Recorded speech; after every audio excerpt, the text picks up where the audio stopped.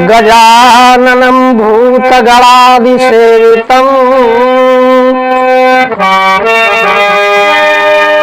और कपित्थजम्बूफलचारुभक्षणम् उमासुतं शोकविनाशकारकम्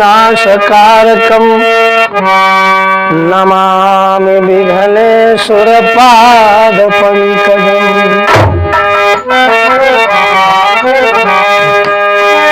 तो राम राम रघुनंदन राम राम राम राम भरताग्रज राम राम राम राम रणकर्कश राम राम राम राम शरणं भव राम। रामचरितमानस के माध्यम से आप हमारे सभी भक्तजन श्रवण करेंगे। पाद पूज्य गोस्वामी बाबा ने लिखा है, बड़ी सुंदर बात लिखी है।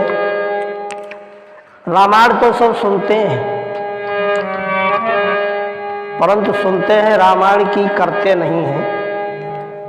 हमारे पाद पूज्य गोस्वामी जी ने लिखा है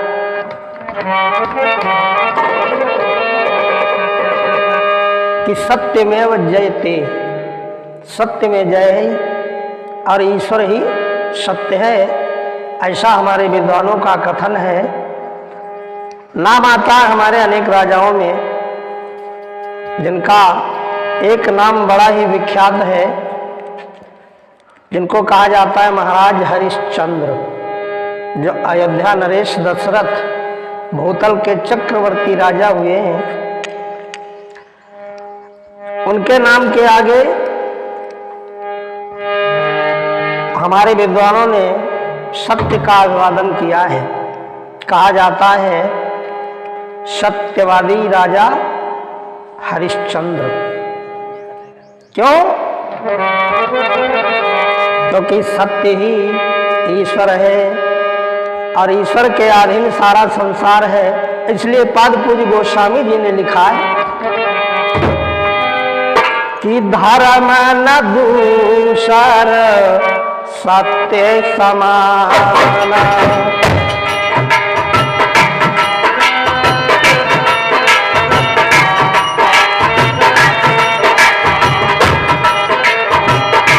धर्म न दूसर सत्य समान, धर्म न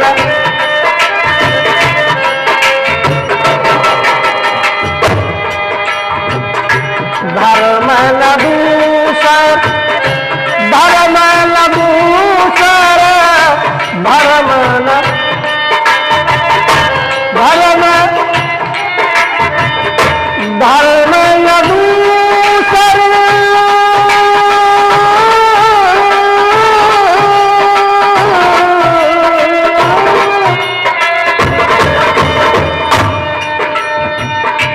सत्य समान आगम पुराण बताना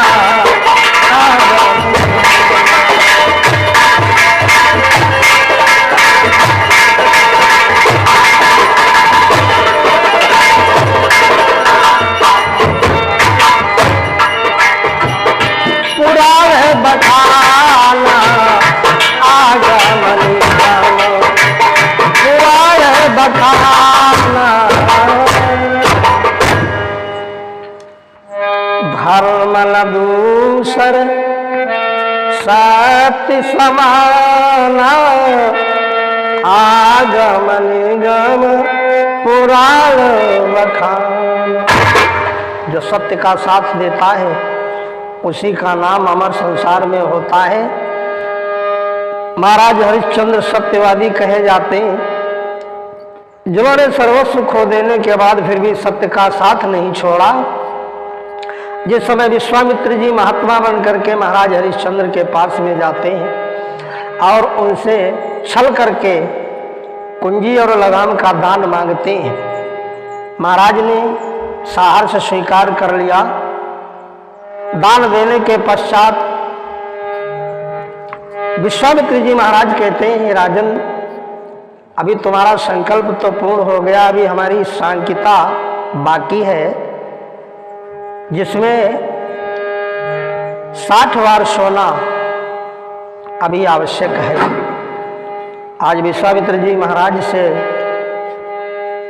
हरिश्चंद्र जी कहते हैं, महाराज चिंता मत करिए, घर चलो, मैं आपका सारा दान पूर्ण करूंगा।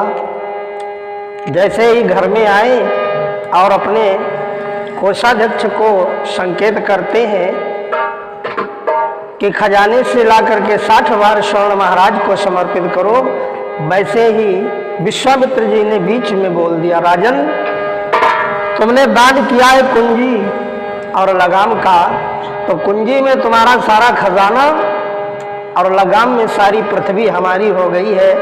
जहां महाराज हरिश्चंद्र ने ऐसा सुना तो बेहबल हो गए, घर में जाकर के पहुंचे।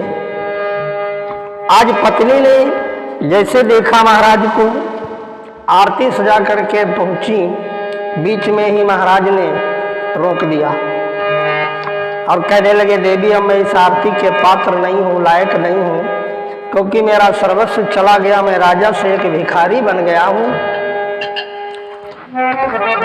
जब रानी ने सुना ये सब क्या हुआ है, तो महाराज हरिश्चंद्र ने जब सारी बातें बताई, फिर भी पत्नी कहती, महाराज चिंता मत करो, मनुष्य का शरीर ही सर्वस्व है। हमारे विद्वानों ने लिखा है, शरीरमाभ्यम खलधरम साधनम, यदि शरीर है तो सब कुछ है, इसलिए चिंता मत करो, हमें बेचो, पुत्र को बेचो, स्वयं बिको और महाराज की दक्षिणा चुकाओ। ऐसा विचार करके तीनों प्राणी अयोध्या से जब चलते हैं,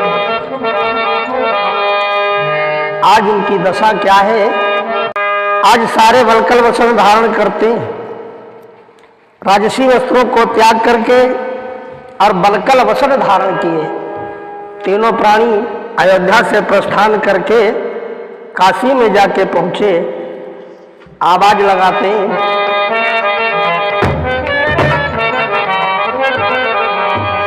कि हम 3 प्राणी बिकने के लिए आए,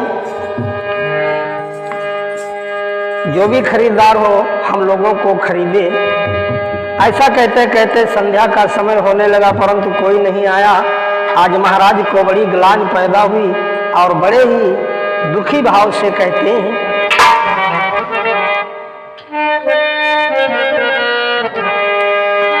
अरे आज काशी में मेरा,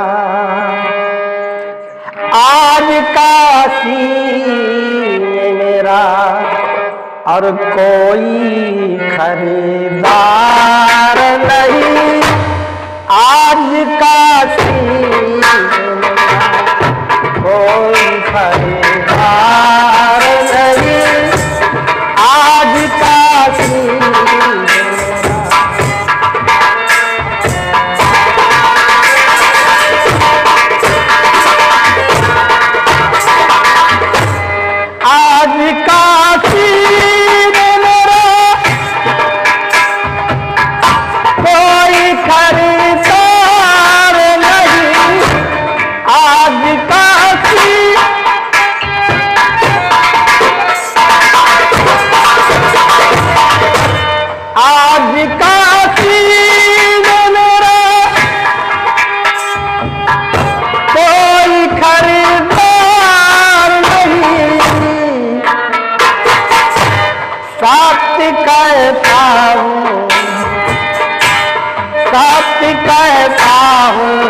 मुसीबत में कोई यार नहीं, सत्य कहता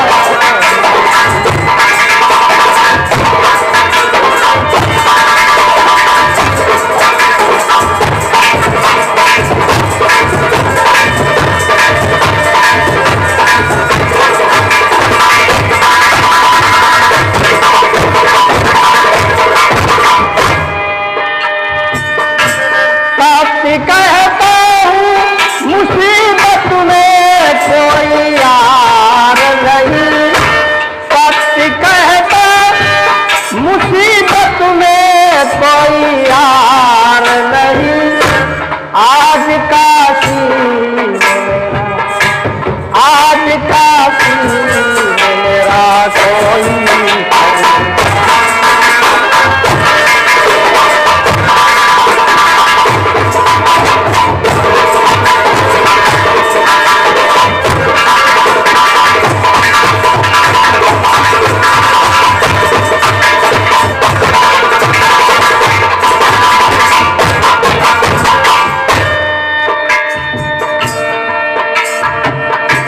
सुबह से शाम हुई सूर्य डूबल तो चले,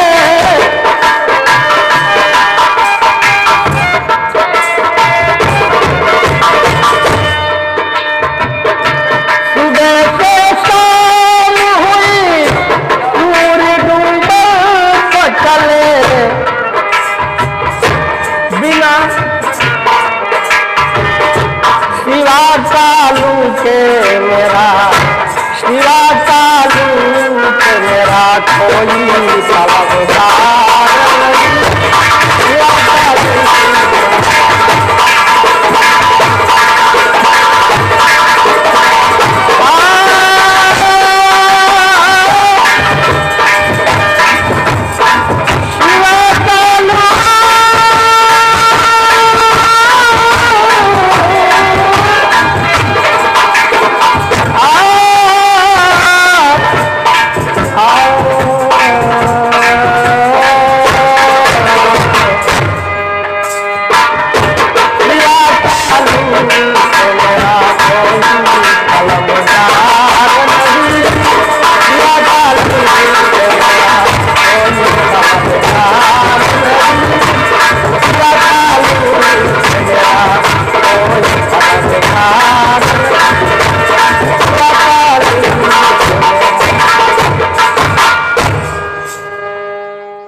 आज जैसे ही भगवान का ध्यान करते हुए काशी के बाजार में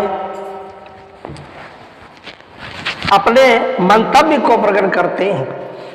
हमारे विद्वानों ने लिखा है कि परमात्मा सबका साथ देते हैं। जो निश्चल भाव से भगवान का स्मरण करता है वो पग पग पे मददगार रहते हैं। उसी समय में एक ब्राह्मण ने आकर के पुत्र और रानी का मोल किया।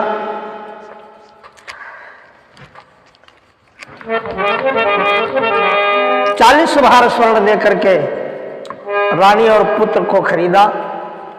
उसी काशी नगर में रहने वाले कालू डोम ने आकर के महाराज हरिश्चंद्र को खरीदा। आज ब्राह्मण आदेश देते हैं पुत्र को पुष्प लाने के लिए बाग से, और रानी को आदेश दिया तुम मेरी भगवान की मूर्ति को सजाओ, गंगा जल भर के लाओ।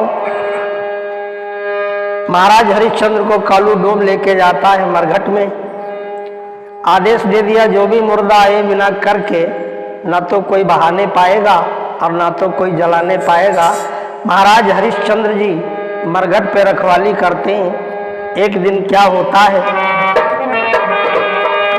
काट गया उस नाग को और वहां ये कायक नाग, और रहा सहा भी मिट गया दुर्भागिन का भाग। जैसे कानों में आवाज पड़ी, आज रानी तारा बिलखती हुई जाकर के अपने पुत्र की लाश पे पछाड़ खा के गिर पड़ी और रो रो करके कहती हैं, अरे कैसे राखूं सबर मेरे रोहित कुमर, कहे तारा और भाग फूटा है कैसा कैसे राखूं सबर मेरे रोहित कुमर, कहे तारा भाग फूटा है कैसा।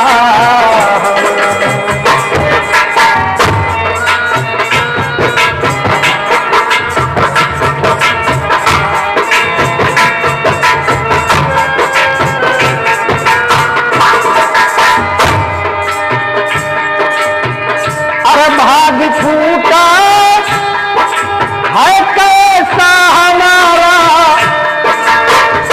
अरे भाग फूटा है कैसा हमारा, कैसे राखूं रोहित कुमार, कहे तारा भाग फूटा है कैसा।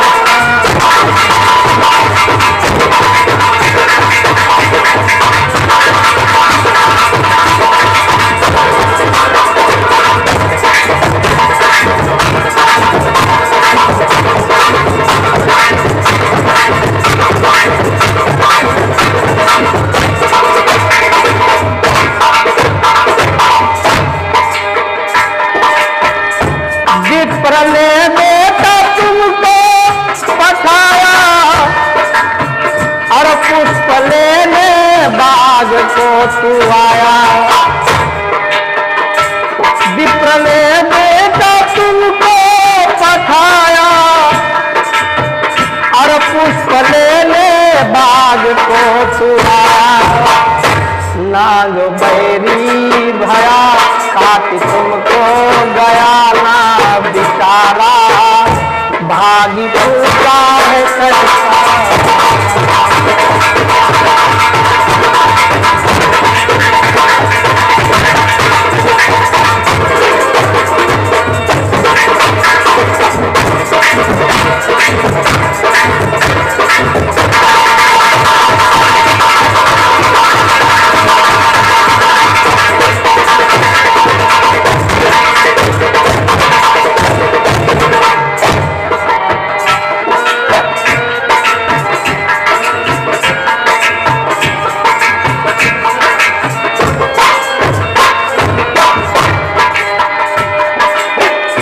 मेरी छूटी अवध राजधानी और काशी में टिक गए तीनों प्राणी। और मेरी छूटी अवध राजधानी हो काशी में टिक गए तीनों प्राणी।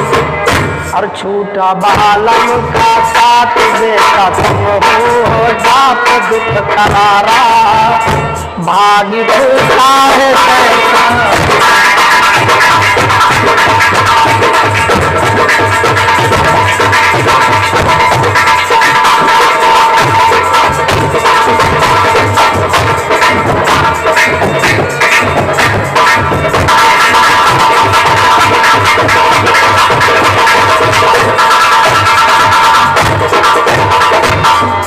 ऐसे राखो खबर मेरे सारा, भाग पूछा है कैसा हमारा।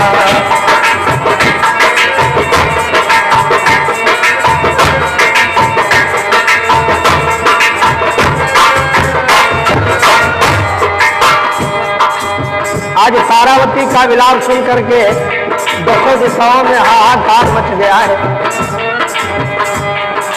पृथ्वी और पाताल कंपित हो गया। लेखनी लिख नहीं सकती, वक्ता बखान नहीं कर सकता है। एक पुत्र की ममता क्या होती है, एक माता से पूछो। लिखा है तारावती कैसी बेटा,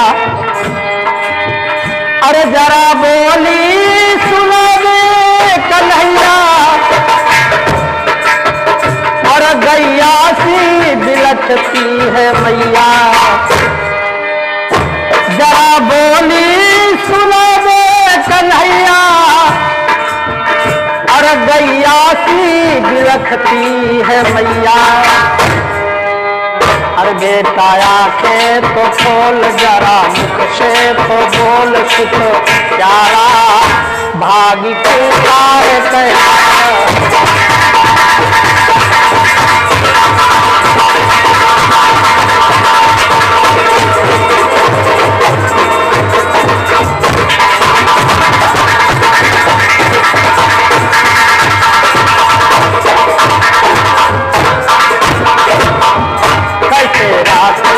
खबर मेरे रोहित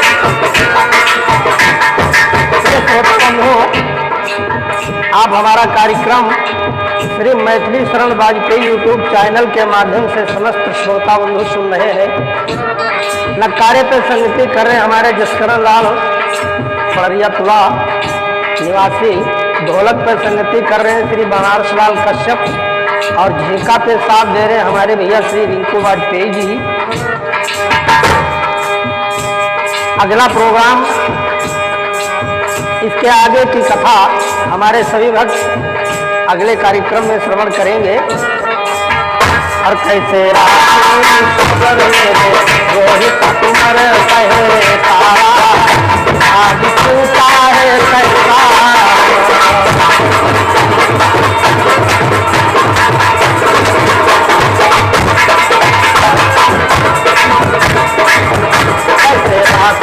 खबर